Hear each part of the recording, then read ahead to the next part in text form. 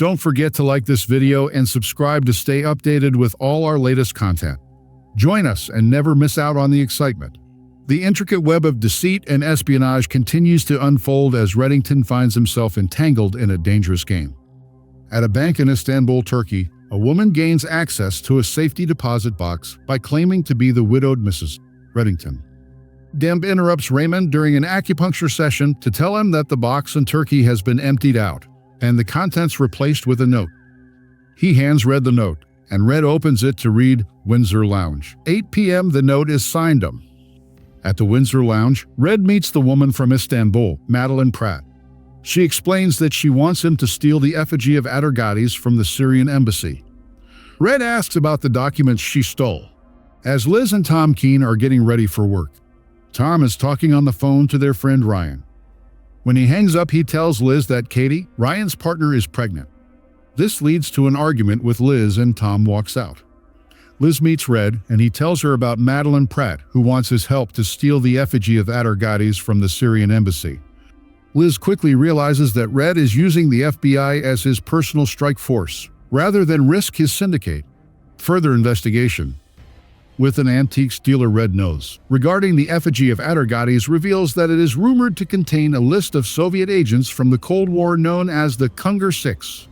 The Kungur Six are still active and rumored to be responsible for several espionage coups and severe penetrations of US security. Exposing and arresting them is regarded as the holy grail of US counterintelligence.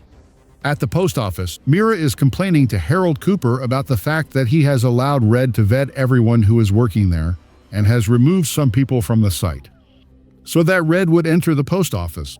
When Cooper meets Red, he ignores Red's small talk and asks about the disappearance of Diane Fowler. Red suggests that he speaks to Agent Malik, as she works for Fowler. Mira says that she has had not contact. Cooper threatens to imprison Red if he discovers evidence that Red was involved in Fowler's disappearance. Red then briefs them about Madeline Pratt. He reveals that Pratt uses her public image as a way to infiltrate her targets. Pratt came to Reed for help since the effigy of Atargatis will be returned to Syria soon, and there is no time for a months-long planning session. When Cooper says that he is not going to agree to Red stealing the effigy of Atargatis from the Syrian embassy, Red says that he is not a thief. But Liz has the required skills, then states that she can do what Red asks. Liz and Red meet Madeline, and Liz impresses Madeline with her coolness. During this meeting, Liz steals and returns Madeline's cell phone. Madeline then shows Liz blueprints for the Syrian embassy and the location of the secure area where the effigy of Atargatis is kept. Pratt will supply an autodialer to override the safe's computer lock. In order to access the safe's location, a copy of the embassy's head of security's swipe card is needed. He goes outside for coffee, wearing the card each day. Liz swipes the card, Aram clones it, and Liz replaces it on his coat. Red and Liz prepare for the reception. Red reveals that Pratt is attending, and that Rasul Khalif is a Russian mafia member who likely hired her. Red attends the Syrian embassy reception as Liz's escort. Red creates a diversion which allows Liz to access the secure part of the embassy. She waits until the guards begin their security sweep of the hallways before heading for the safe. When Liz opens the safe, the alarm is triggered, but the safe is empty. Madeline and other dignitaries are taken to the safe room, while Red steals and discharges a gun to create another distraction. He then heads for the secure area where Liz has been captured by embassy security staff. In the panic room, Madeline accuses Red of causing the trouble, and while everyone is distracted, she removes the effigy of Atargatis from a shelf and hides it in her purse. To Liz's surprise, Red severely overacts before knocking out the guard and rescuing her. At home, Madeline uses her cell phone to make arrangements for the sale of the effigy of Atargatis. If the buyer does not retrieve the effigy of Atargatis 1 hour after Pratt calls with the location, then Pratt will resell the effigy of Atargatis. As she puts the phone down, she removes the top of the statue and smiles. The FBI learned that the Kungur Six are not spies, but nuclear warheads hidden all across the United States by the Soviets. In the early 1980s, and the Russian mafia hired Madeline to steal the statue and retrieve the locations. Mira shows them a schematic of the suitcase nuke that they are looking for based on the time period and smuggling capacity of such an operation. The tension escalates as Madeline Pratt's vendetta against Reddington takes a dangerous turn, leading to a confrontation that puts both of their lives at risk.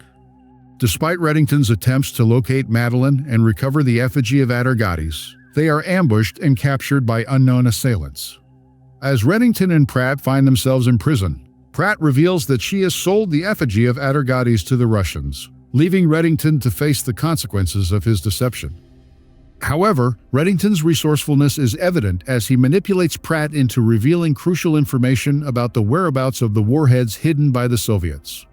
Red tells her that he ran out of gas and so had to walk to his family home on Christmas Eve. When he arrived, he found blood everywhere, and that was all he saw. He says that is the reason he did not keep their rendezvous in Florence. The guards come back and take Red. Madeline calls out that she will tell them where the effigy of Atargates and warheads are located. After telling them, Red appears normally dressed, and she realizes that he has deceived her.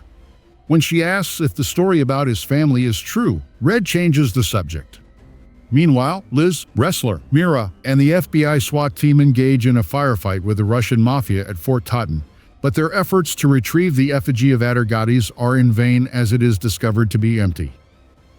However, Reddington's revelation about obtaining the coordinates for the warheads from Pratt offers a new perspective on the situation, leading to a potential trade-off with Cooper agreeing to exchange the effigy of Atargates for the warheads. Amidst the chaos, Liz confides in Ressler about her fears of Tom leaving her, highlighting the personal turmoil amidst the larger crises they face. Ressler's decision to cancel his date with Audrey Bidwell to support Liz underscores the bonds formed amidst the chaos of their work. As Reddington returns to his temporary abode, he finds a Vermeer painting missing, replaced by a note from Madeline says that Red can collect the painting in Florence. Meanwhile, Tom's presence at the teaching conference intersects with Jolene, hinting at further complications in his life. Cooper's investigation into Diane Fowler's disappearance faces interference from Special Agent Martin, signaling a potential cover-up and raising questions about the extent of the conspiracy surrounding Fowler's fate. See you in the next video.